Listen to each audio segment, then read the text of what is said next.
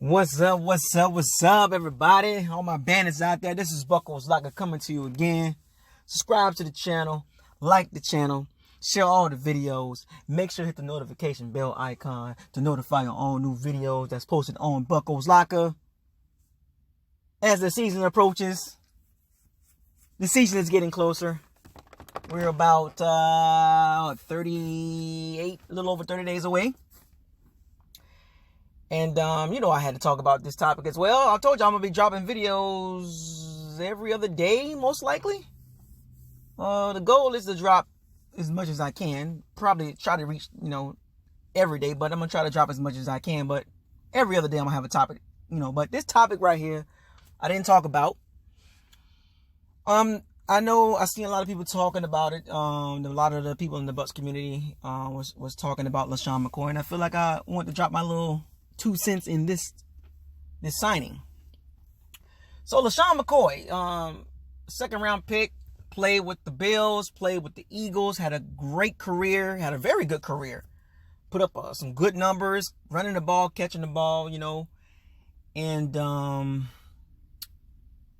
he went to the Chiefs. Andy Reid, his former coach, brought him on for a couple seasons, and he got a Super Bowl ring. So he has a lot of experience. Great, like I said, great career, a lot of touchdowns, a lot of catches, a lot of rushing yards. But you know me, folks, I am very, very real with this channel. And he's 32, folks. I know a lot of you guys are excited. I'm happy for him. But we gotta talk about objectives now. We gotta talk about, facts.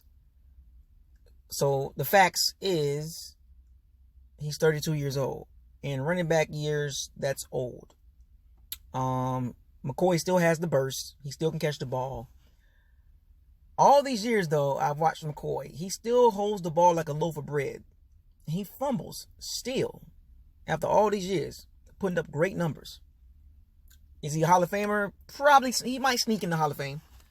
He might. Okay, I can say he's a Hall of Famer. It'll take him a little minute, though. He can get in. Depends on what happens. But he can get in, though, in my books. You know what I'm saying? That's a Hall of Fame career, if you want to kind of say, sort of. You know what I'm saying? You're borderline Hall of Famer. Pro Bowls, got a Super Bowl ring, But let's get back to the cooking.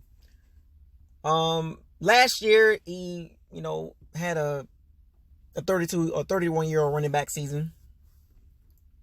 He had a little over 400 yards, something like 465 yards, 460 yards, 100 some carries, and he averaged 4.6 yards a carry, which is good for his age on unlimited carries.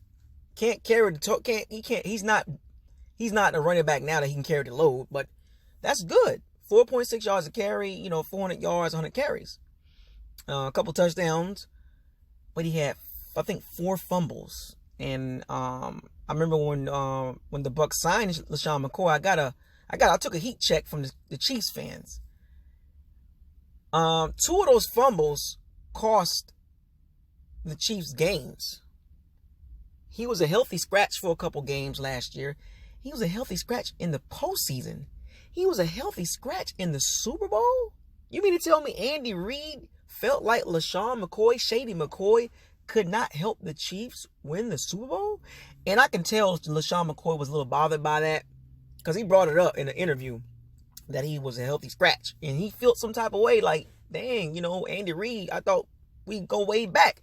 I could have helped the team out on third downs, but Damian Williams took over the job at the end of last season before the postseason. And Andy Reid just felt like Damian Williams was more reliable, per se. Let's just say that. And Andy Reid didn't trust LeSean McCoy, which is kind of crazy because Andy Reid coached LeSean McCoy for a few years before he got to the Chiefs and while he was the head coach of the Chiefs. Under the Eagles. So you can tell LeSean McCoy was a little bothered by that. He kind of just rode the wave to the Super Bowl. He didn't contribute. He contributed in the regular season, but he didn't really contribute in the postseason, especially the Super Bowl, which I thought was kind of strange. But then you look at Andy Reid, his decision making has been working for the Chiefs. So by them not playing LeSean McCoy, they just didn't trust him in critical situations. And But now he comes to the Bucs on a 1-year deal. A little over $1 million. It's a low risk, medium reward. Bucs are not expecting him to do a whole lot. A $750,000 cap hit if he was to get cut. So, if it doesn't work out, the Bucs are not going to trip and, throw a hissy fit about it. I hope it works out. But as far as LeSean McCoy, his impact on the team, his veteran presence, is needed. I'm not expecting big things out of LeSean McCoy. I'm expecting him to, come in and help the young guys out, Rojo and Keyshawn Vaughn. Kind of, get comfortable and get the veteran presence that they needed, because they didn't have that last couple years on the Bucs team.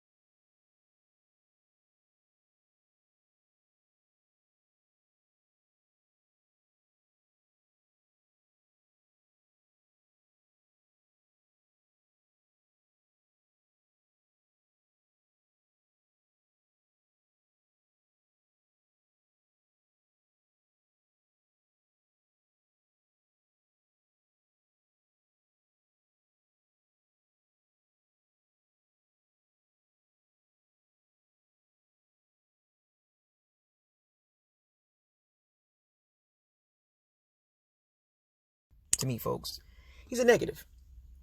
How can I say this? The running backs that's been on this team for the last few years all have been negative.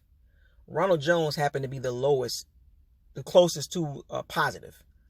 And I'm going to say this real quick, and I'm going to bring it up real quick. Another fact.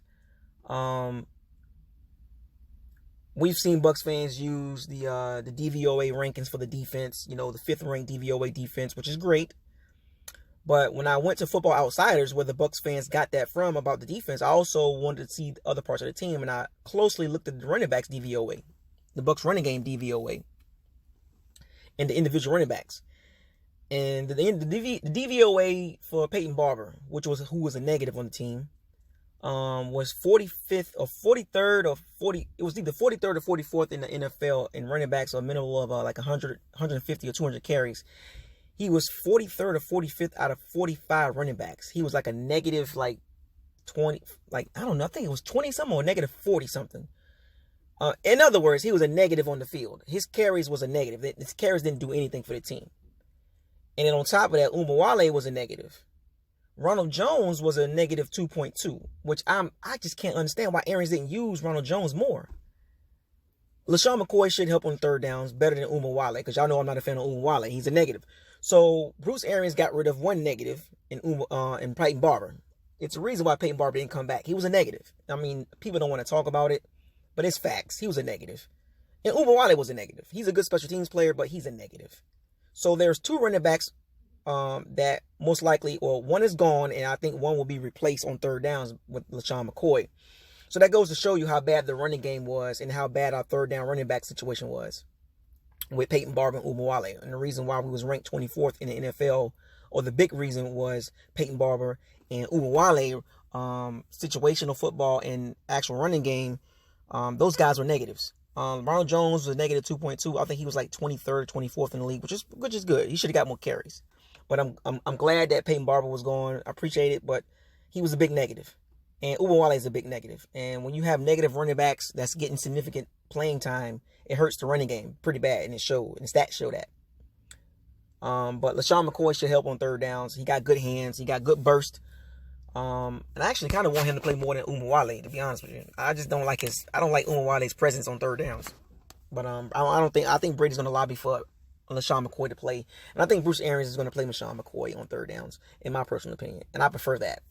Even though LeSean McCoy is injury prone, and he fumbles a lot.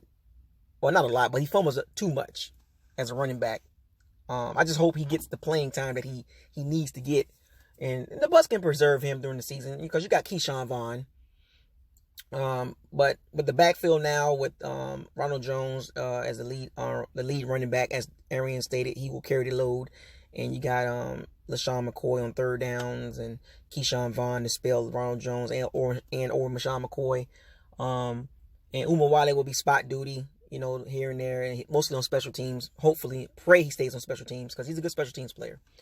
But even a running back situation, with even drafting Keyshawn Vaughn and having LeSean McCoy back there, the Bucs running game is still unproven. I mean, I know folks. I know you're like, dang, Buckles Locker, why you keep talking like that? It's just not proven. I'm expecting big things from Ronald Jones and Keyshawn Vaughn, or good things from Keyshawn Vaughn and some good third down catches from LeSean McCoy and timely draw plays. But the running game is still, I don't even think it's top 20. It's not even top 20 in my books. Right now, like if you look at the running game, the backfield right now, if you looked at the running back situation across the other 31 teams, where do you put the Bucs running back situation at? Do you put them between 15 and 20? I mean, you got to be honest with yourself. I mean, I don't put them between 15 and 20 because we know they're not top 15, and they're not even 15 to 20 to me because of last season. What I saw, my eye test tells me that it needs to be improved, and Ronald Jones will improve. But right now, at this moment, I have the Bucs running game between like 22 and 28. Actually, maybe 22 might be too high, but 22 to 28, you can throw them in there somewhere. I probably, if I had to pick a number, I would say I would leave them at 24, 25 area time, because it just was bad. You know what I'm saying? The eye tests tell you that. And I know the running backs can't take all the blame. The run blocking, the O-line got to block better. They very good in pass blocking, but the run blocking is just not good enough. And we can't have that with Tom Terrific because, Tom Terrific ain't going to play that game. He already told y'all in the summertime, no excuses. And I'm riding with Tom on that. I'm not giving no excuses for anybody. So O-line and then running backs got to step up. LeSean McCoy going to help as much as he can, but I'm riding with Tom Brady on this one, man. No excuses. Nobody's safe. So I don't want to hear any excuses about the running game this year because Tom ain't having it. But back to LeSean McCoy. He'll be helpful in spots. And I'm glad that we got a veteran running back that got some juice. Maybe not a lot of juice left, but he got one more run in him. This is it, LeSean McCoy. This is it. This is his last ride. He's out. He could have signed with somebody else, but he told, did an interview the other day about why he chose to sign with the Bucs. 1, because of Tom Brady. 2, because of the weather. So I don't blame him. You know what I'm saying? I signed with Tom Brady at 32 years old on my last ride out the door and try to get into the ring. But we'll see. I'm looking forward to it. Hopefully the running back situation has improved once the season hit with Ronald Jones with the lead back, Keyshawn Vaughn, LeSean McCoy, and very, very occasional duties of Umawale on third downs. But not too much of him on third downs, but more LeSean McCoy and Keyshawn Vaughn. But is it an upgrade? It's helpful. Not a major upgrade. Not even. It's just somebody that's good enough to play still. So we're gonna see. Shouts out to everybody in the Bucs community. Shouts out to my bandits specifically. Shouts out to everybody that's followed the channel. Appreciate the support. This is Buckles Locker. Subscribe to the channel, like the channel. Share all the videos. Fire those cannons. Seize the day. Raise the flag. No risk it. No biscuit. And no excuses. 2020. Super Bowl or bust. Buckles Lock out. Peace.